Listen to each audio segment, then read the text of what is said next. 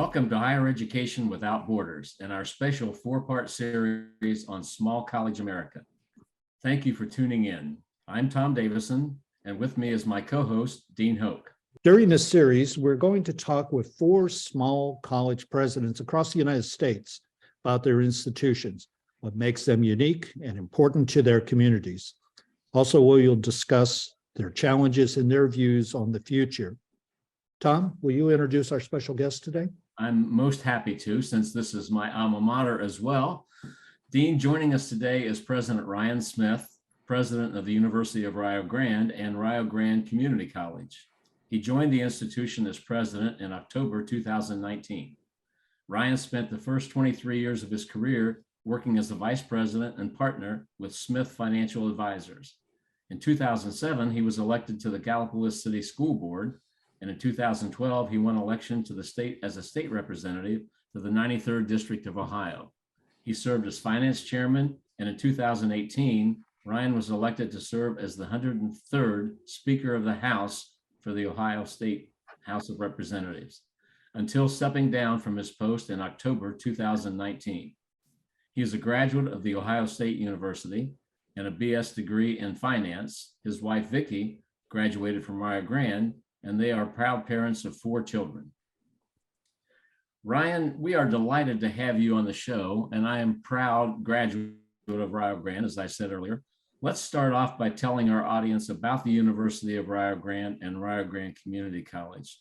These are 2 separate institutions that have one president. Can you give us our audience a brief history of the institutions, a profile of the students and the programs that are offered there? Certainly, I'd be happy to. Thank you for having me today. So the Rio Grande College, as it was at the time, was founded in 1876. And then in early 1970s, Governor Rhodes decided we're going to put community colleges all around the state of Ohio to create more affordable pathways to an associate degree. That brought in Rio Grande Community College in 1974. So the 2 are co-located, and we're the only public-private, if you will, or I guess private-public, depending on how you say it, the University of Rio Grande and the Rio Grande Community College, co-located with 2 boards, 1 president. I employ everybody on campus except for the treasurer, or CFO of Rio Grande Community College, because we get state tax dollars. They separate that in the Ohio Revised Code in order to give a little bit of separation. She reports directly to the Community College Board. As far as our profile of students, we're very mission driven. We have been since our founding. We're an open enrollment school. Most of our students, because of the area that we live in the poor southeastern Ohio Appalachian region, 60% of them are Pell eligible. 35% have a 0 expected family contribution, so the least resourced of all, and 50% are first generation degree. So we feel like that's a great opportunity for us to make a difference in the world and spread some education and some people that desperately need it. I'd like to follow up a little bit on your structure. As you said, it's somewhat unique. Matter of fact, I don't think I've heard of it in too many places in the United States, if any. How does that work exactly? So you have 2 different boards. Is that how it goes? Can you talk a little bit about that structure and particularly maybe the challenges for you as a president to work within that type of structure? And there may well also, I assume there's also real advantages to doing it this way.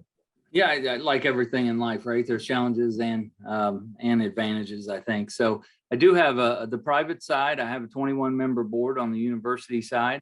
On the public side, I have a 9-member community college board, partly appointed by county commissioners in the 4-county area which we serve, and then the other portion appointed by the governor. So I report to both of those. As I said, the treasurer, CFO, we changed her title recently, so I apologize. CFO at the community college side reports directly to the board because we get state share of instruction. So there's the advantage is we get state dollars in for any community college student. To be a community college student, you just have to be an Ohioan. So you could come from the other end of the state at Toledo, and your first 64 credit hours at Rio Grande will be under the community college rate. So it's very unique structure that way. It gives us a nice on-ramp for a lot of students at a very affordable price. gives them the confidence to get that associate's degree and then go on hopefully for their bachelor's or even advanced degree. But the structure is very unique. You know, we get capital bill dollars from the state of Ohio to help with projects from that standpoint. So that's a huge advantage. The state share of instruction is a big advantage. And of course, probably the biggest advantage is being able to operate and offer certificate, master's degrees and everything in between. So it's kind of a one-stop shop. The disadvantages are, I think anytime you have two boards that feel like that they bring something to the table, there's always a built-in antagonism, if you will, from are we getting what we should get? And the structure is simple that 96% of the revenue flows from the community college, all the revenue from the state share of instruction and the local levy that we have out of 4 counties flows through to the university in what we call the instructional services contract. And that takes care of all the supports as far as the buildings and certainly the faculty, everybody that is involved in educating that student is supported by that. Well, let's kind of split the two schools and the two student bodies for a second. Okay. And so you have the community college students who go, and I kind of like to talk about what happens to them. Do most of them go on to 4-year? Do they integrate back into the community, et cetera? And I'd like to ask you the same question a little bit about your 4-year students. Do they all stay within the geographic region? Kind of what happens to these people once they attend your respective institutions and then go forward. If you could help us out on that, I'd be appreciated. Sure. So if we just talk about full-time equivalent students, we have 1,450 total. 1,000 of those are community college students, 450 would be university students. We have a roughly 350 on campus. Everybody else is commuters. So you can see we can serve a lot of the local population. We have a robust allied health program. Nursing is our largest program. So oftentimes that's an ADN or an LPN to RN. So it's a 2-year degree or a 1-year degree, depending on which one of those programs. But we also offer the BSN. So that's a good example of what we see is people going through that program and actually have the local vice president of nursing at Holzer. The executive there went from LPN to RN to BSN and on to her master's. So we just got approved for a master's in nursing. So we will have the whole selection there from start to finish. I'm really excited about that.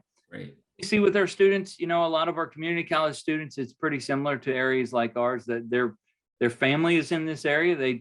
They would like to stay in this area if possible. And that's why I think you see education and nursing being our 2 largest enrollments because there's job opportunities there. So a lot of them stay in the community.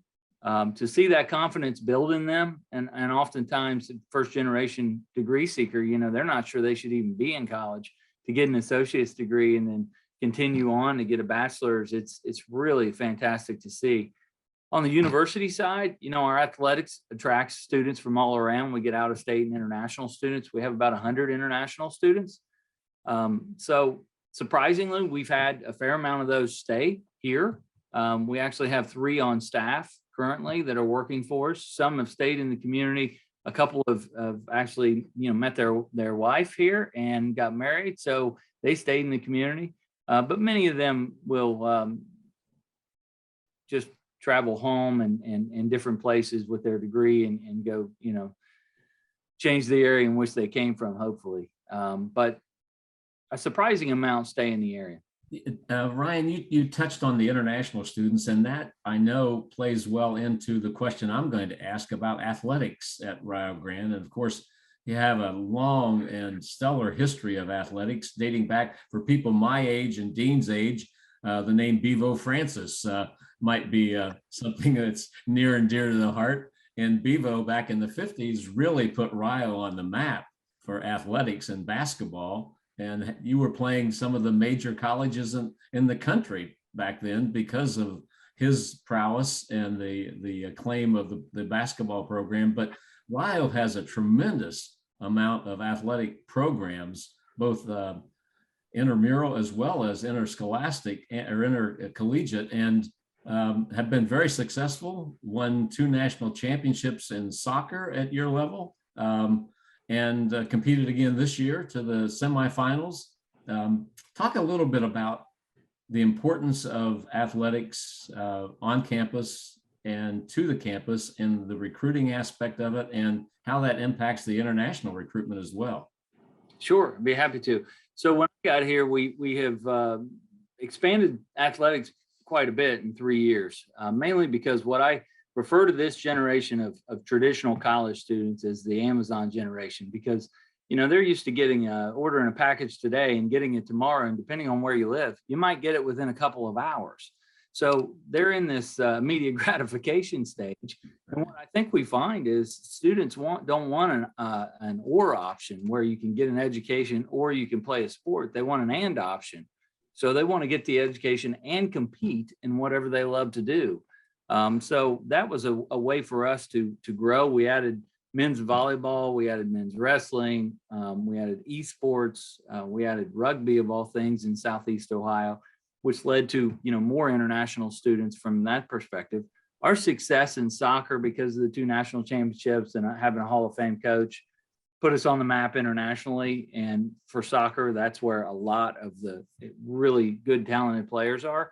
So we attract a lot in that space, many of which want to come be able to compete and get an education in the United States. So to me, it's a great thing for our school because we have 27 countries represented. And coming from Southeast Ohio and living here all my life, there's not a lot of diversity. So learning about different cultures and the differences and celebrating those differences, I think is helping our students see a little bit more of the world. But to me, the athletics is a really important part. And the beauty of it that I see is we have success coaches to help them along the way with their challenges. We have faculty advisors to help them on the faculty. We now have athletic coaches that are saying, hey, if you still want to compete, you need to come to the study table. You need to stay on top of this. It's another framework to help them be successful. And again, they want to compete. So whatever it takes to help them be successful, that's where we want to be. And coaches do a great job at that. Ryan, let me kind of switch, talk a little bit more about you as the college, which is in a different place and not traditional, maybe in the sense of an urban type college, but you're also not exactly a traditional route yourself.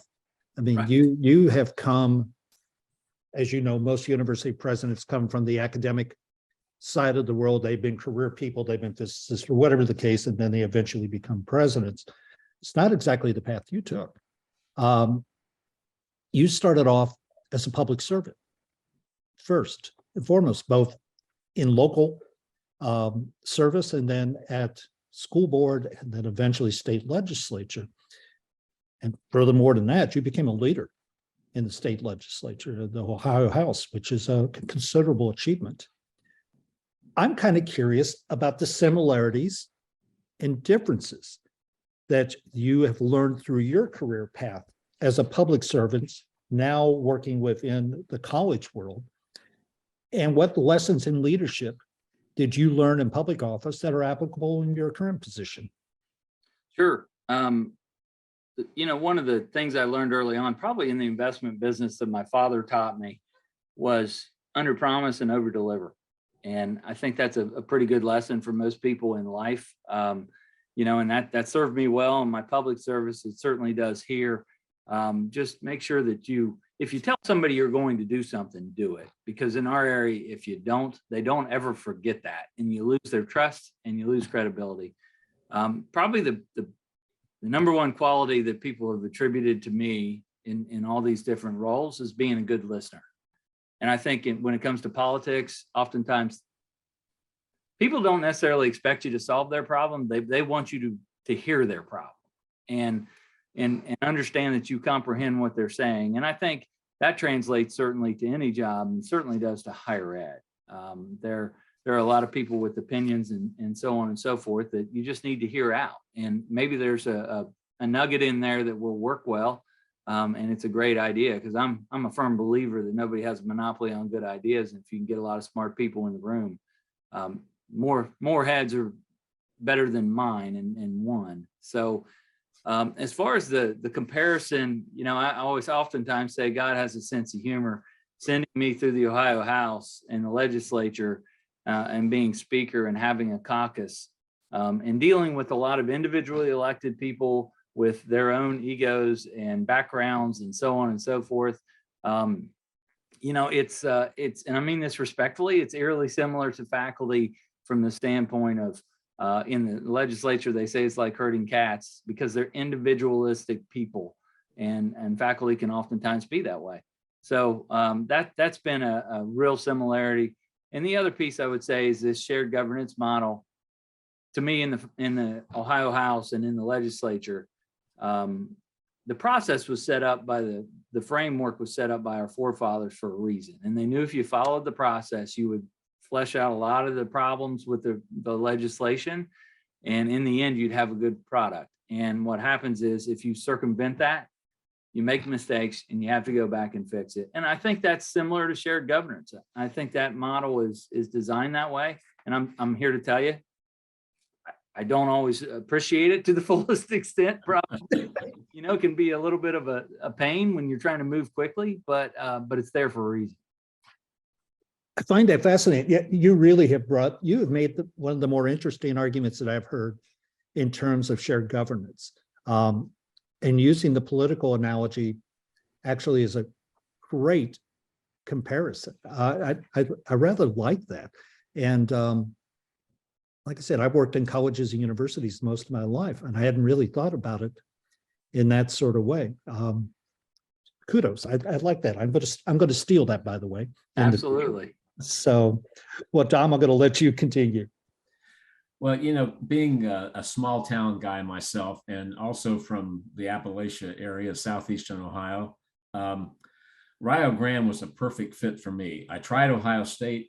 I still love Ohio State. I'm a Buckeye through and through, but it was just simply too big for this small town guy. Rio was a perfect fit. And as I said, I'm a proud alumni.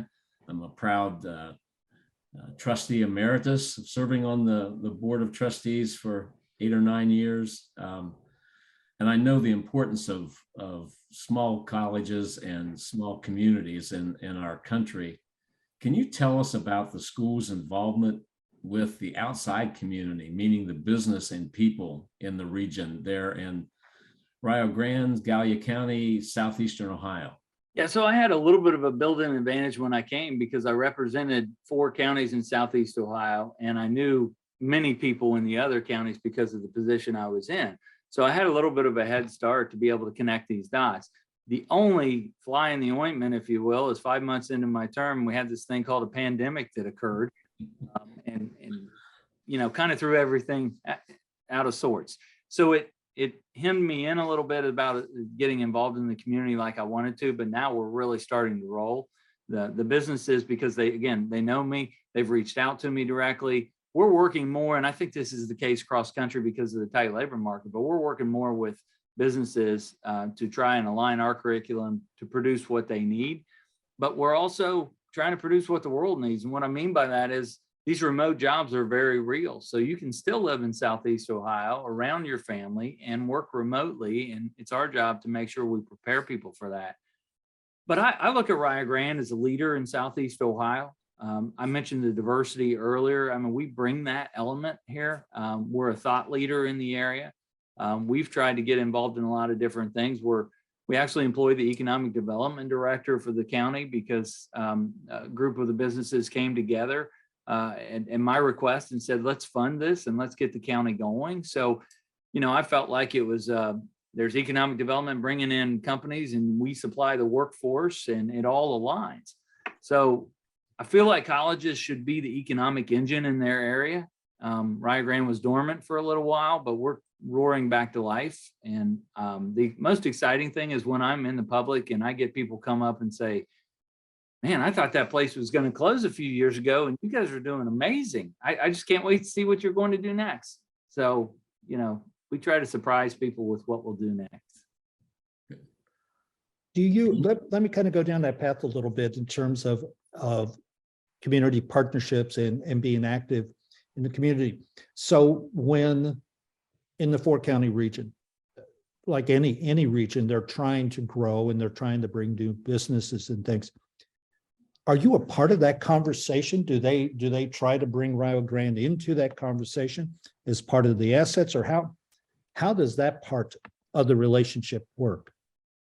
Oh, absolutely. We're part from a lot of perspectives, right? I mean, we're part because they know my background, and they oftentimes government's involved in this, so they have questions and I have insights. So that's helpful. I'm on the Community Improvement Corporation board, which I served on prior to going to the legislature, because I care about my community and I want it to get better. And we work across county borders all the time. I'm going to Meigs County tonight for a Christmas party. But they oftentimes, they want to know, hey, what can Rio Grande do for us to help solve this problem? And we want to be, and the community colleges are set up to be very nimble. The university can be, but not, it takes a little bit longer to process through that. But even our certificate programs, we can be very responsive. But I also want to be a leader from the standpoint of, I have a vision of bringing in high quality leadership speakers, big names that people will associate with, that students in our area may not get exposed to ever. I used to be going to conferences throughout all my background, and I'd hear speakers and think, man, that was fantastic. But I would have never been exposed to that if I hadn't had the opportunity. So we're going to try to. That's what I mean by being a leader in the region. Now that we're out of COVID, there's a lot of opportunity. It's excellent. I'm going to kind of go into our last question on this, and it relates a little bit to what we've been chatting about. And for example, about an hour ago, I was talking to some colleagues of mine outside the country, and we were talking about smaller colleges, which has a whole different meaning in a number of the countries and how they're operated and how they and everything else. And they hear, as they've told me a number of times, well, small colleges, no, they're consolidating, they're going under these community colleges. How are they surviving? And they kind of said a little bit in the lines of, well, maybe they should. And rather than me trying to answer that question, I'd like to hear your view. Number one, as a person who's running a private college and community college, but also as a person from that community in the former legislature, can you make the value proposition in terms of small colleges and community colleges? Why should they be? Why should they exist? Well, I mean, I think you heard Tom's description of what happened at Ohio State. I went to Ohio State in 1991 and was just about overwhelmed coming from a town of 4,000 people and a campus of 55,000. I mean, I was looking at a map and I did a 360 and I was like, whoa, I'm out of my element. My mom saw the fear in my eyes and she got all excited about all the opportunity that Ohio State offered. And, I settled in there, but it's not for everybody. And I think that small colleges have this special niche market that big colleges can't have because of their scale.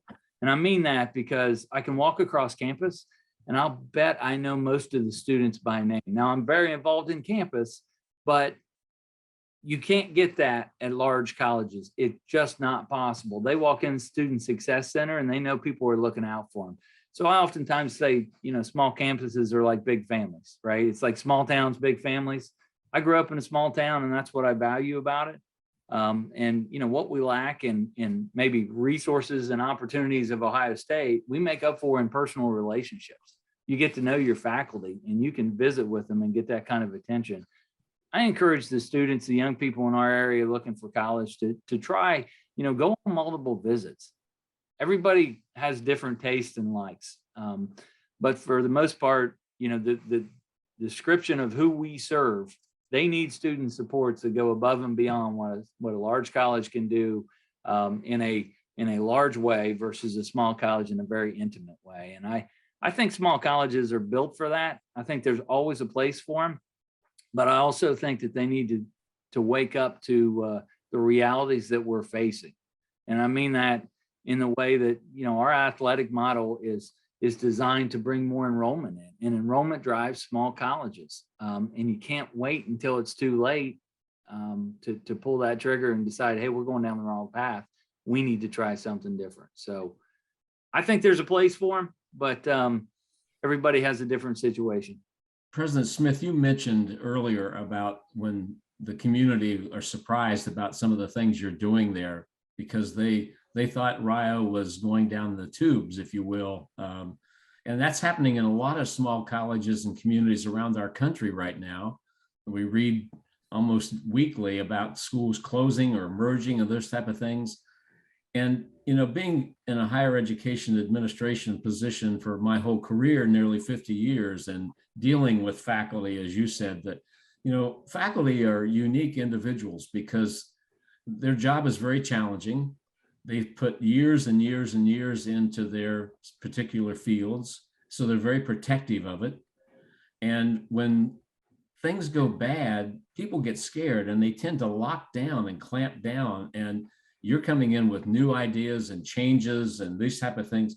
Talk to us a little bit about your experience with the faculty there at Rio, because I think some of our listeners are going to be interested in seeing how you were able to convince the faculty to get on board. And I know it's a continuing thing, it's not done, but how you were able to do that and convince them that this is the right thing, because many faculty believe, because they put their life into it, that their program and their particular field is the most important thing in the world and the most important thing on your campus. So suggesting changes to that can be very scary, and oftentimes people dig their heels in, and your job is to help them believe in what you're trying to get done. Yeah, so I had I guess the luxury of coming in at a time where the school was very much struggling and morale was low. So they just wanted somebody who was assertive with a plan.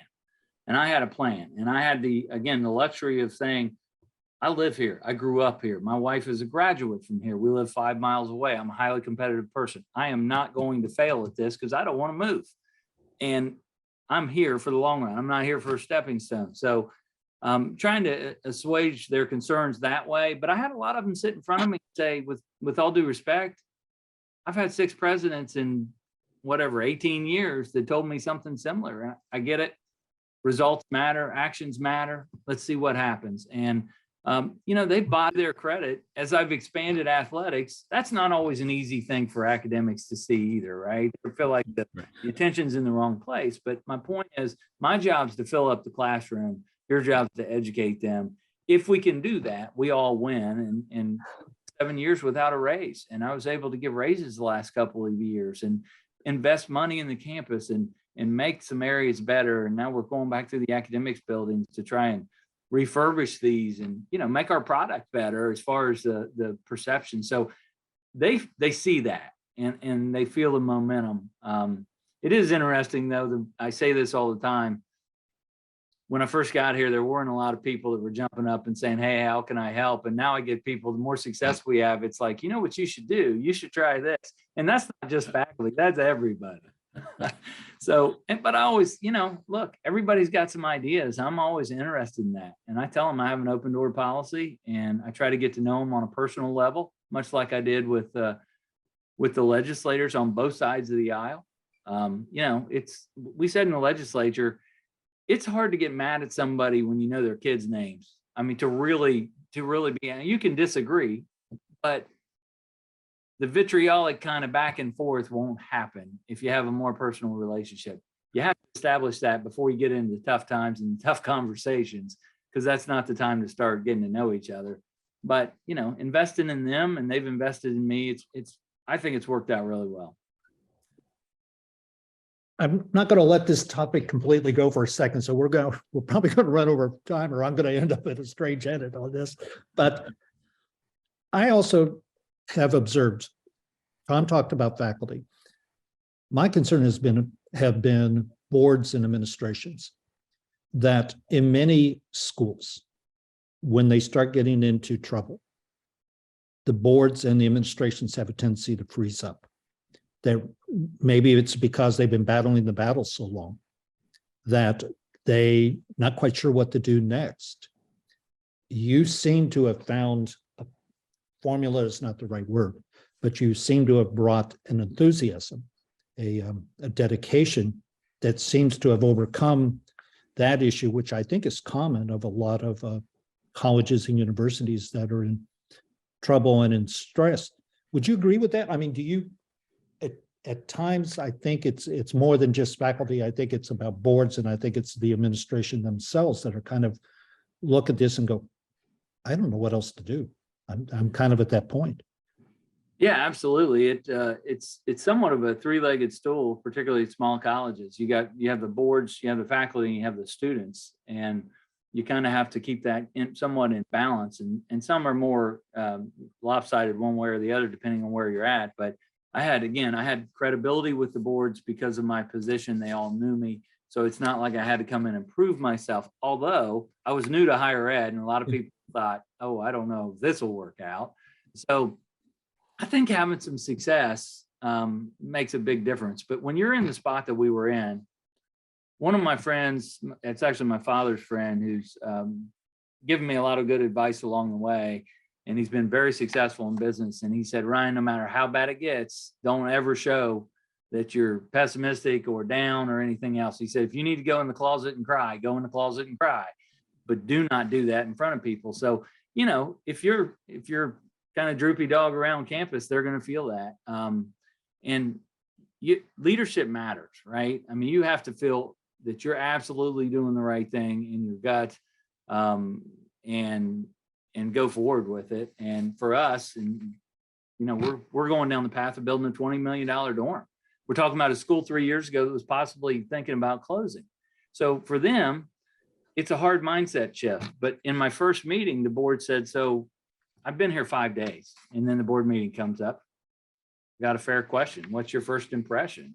You know, what's your biggest concern? And I said, where are we going to put the students? We don't have enough dorm space. Now, we have 500 beds. We were 150. So the board's looking at me like, oh my gosh, we've made a huge mistake. What's wrong with this man? Yeah. Fast forward 3 years, we're building $20 million dorm because we have to keep growing. And to their credit, they've supported me. And everybody has got on board with the plan. But it's not easy, but you have to be assertive and have strong leadership. And again, the speakership, while it was challenging in many ways, it taught me a lot as well. And people, I'd say this about my legislative friends, they want to be led, right? I mean, not all of them, while they like to call themselves speaker, they don't want that role, but they want to be led. And if you have a plan and you're assertive, you know, you can make it happen.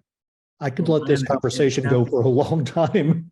Tom, if you got a last couple of comments, and then just a quick one here. It sounds to me, Ryan, like you're forming your own kitchen cabinet, if you will, the unofficial counselors and advisors for you that you've grown up with and known and trusted, and they trust and know you. And I think that's always wise, that you take wise counsel and you don't think you have all the answers. And it sounds like you're doing that. And that's exciting to me. Yeah, again, kitchen cabinet was exactly what they called it in politics, right? You found people that were really good thinkers, because again, in politics, they always said you can't run your own race because you have a blind spot and you need somebody to tell you what the blind spot is. And, you know, if I have to make a big decision in my personal life or even here, I'd probably seek out 3 or 4 people, 2 of which would be in Columbus and 2 of which would be here, just for wise counsel. Right. And as somebody else told me, another business guy said, learn from others' mistakes. You know, life's too short to make them all yourself. If you can learn from others, it will. And I usually pick something up out of those conversations that helps me, resets my center of gravity, if you will, and refocuses me. Ryan, this has been a fascinating conversation and a little different than some of the others we had. You really have talked, I think, a great deal about the concept of practical leadership and how it comes together, particularly in a small college situation. I thank you for that. But I'm afraid we need to close. I'm starting to run out of tape. And I'd like to thank our special guest, Ryan Smith, president of the University of Rio Grande and Rio Grande Community College. And this concludes a special episode of Higher Ed Without Borders, Small College America. If you'd like to comment on today's show and suggest future guests, please go to www.higheredwithoutborders.com, comments section, or say something on social media. We actually do read our social media and we'll respond. And on behalf of our guest, Ryan Smith, Tom Davisson, proud alumnus, Edu Alliance, and myself, thank you, and make sure to subscribe via your favorite podcast app. Thank you, Ryan. Thank you. This has been a production of Edu Alliance, an international higher education consulting firm with offices in Abu Dhabi and Bloomington, Indiana. Nathan and Hoke, along with their team of experienced professionals, have assisted universities worldwide. To learn more about Edu Alliance, go to our website, www.edualliancegroup.com. You will find details on our podcast, contact information, and our services. Thank you.